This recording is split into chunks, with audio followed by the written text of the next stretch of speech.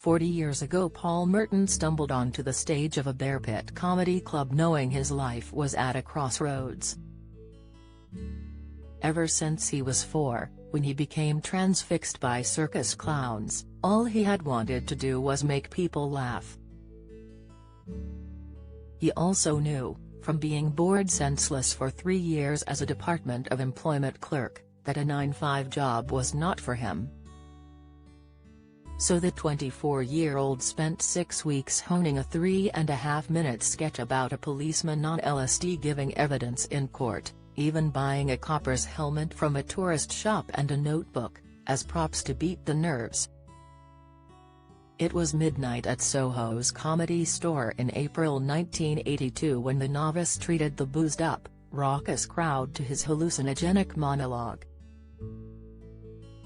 And to his eternal relief he smashed it so much they demanded an encore, which was a tough request as he had no other material. So he did his sketch again and they loved it even more. The London tube driver's son says, "It felt extraordinary. Afterwards, at 2:30 in the morning, I walked the 7 miles home from Soho to my bedside in Streatham feeling exhilarated. I got home at 6 a.m. and I was in heaven because I'd succeeded in my first attempt, on a London stage, at doing what I'd always wanted to do. I had a lot to learn but it wasn't a fluke.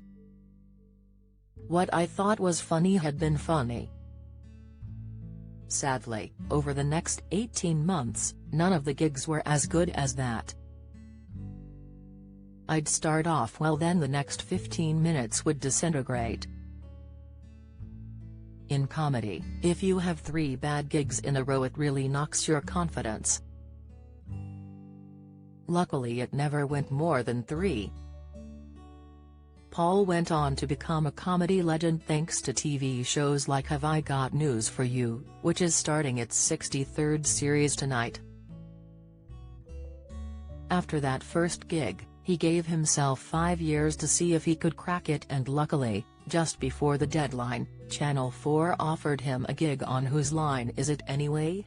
He was on the road to household name status.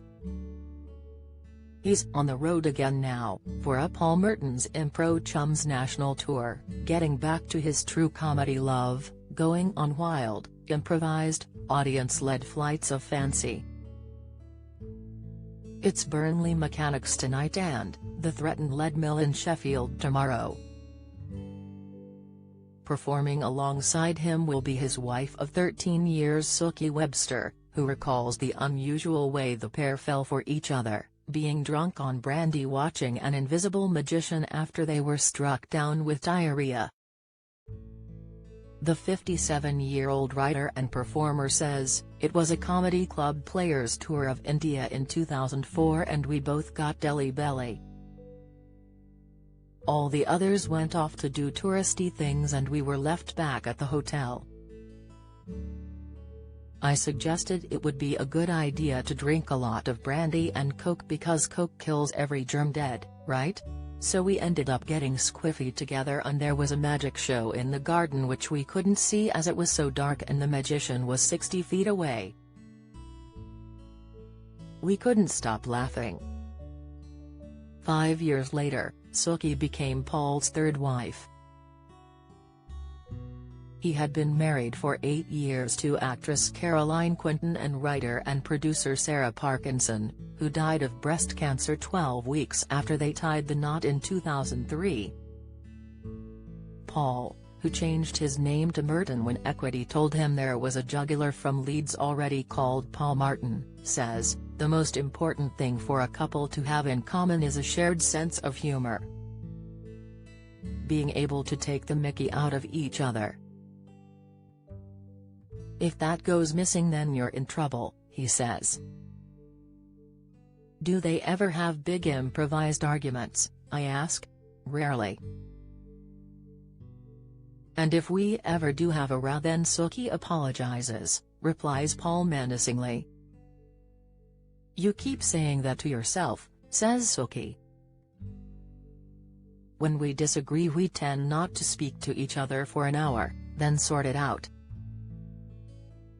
We're not shouty people. Plus you can't go on stage together and enjoy it if you're both in a bad mood.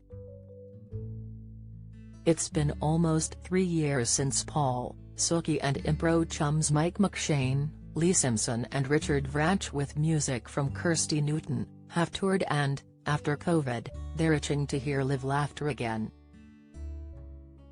Paul adds, comedy is a basic human need. There's always a time when you need to get away from the bad news and just take yourself somewhere else for a while. It's therapy really. When people are laughing, their brain has no time for anything else. Problems don't exist. I ask if comedians need the therapy too, as basically they're just grown-up versions of the kids who made their classmates laugh, and still need the attention to stay sane. Paul replies, I wasn't actually the funniest kid in the class. I was funny but I tended to be making comments under my breath in the back row. Other people who were much more identifiable as class comics ended up shipping bottles of beer in and off license. But when I'm doing these shows I do feel like a 9-year-old at playtime again. And the appeal to the audience is to see us adults behave like children. Sookie warms to the theme, this form of comedy really makes you feel young and carefree. Because you can't predict what anyone else on stage will say, all you can do is think about the now and have as much fun with it as possible. Get all the biggest showbiz news straight to your inbox. Sign up for the free Mirror Showbiz newsletter. After 40 years of making people laugh to such an extent, the lad from a Fulham council house is considered one of the greatest ever British comedic talents. I ask Paul what's the secret of his longevity. He says in a flash, not dying. Then adds, I try not to get too complacent about stuff. Comedy is about attention to detail and not trotting out what you've done before. He is 65 in July, an age when many think of retirement, but a memory from his time as a clerical officer at Tooting Employment Office banishes any thoughts of waltzing off into the sunset with a gold clock. Paul explains, the manager called me into his office when I was 19 and said, this might sound a bit premature but we do have a wonderful pension scheme you know. The very thought of me still being there and coming up to that, fills me with dread.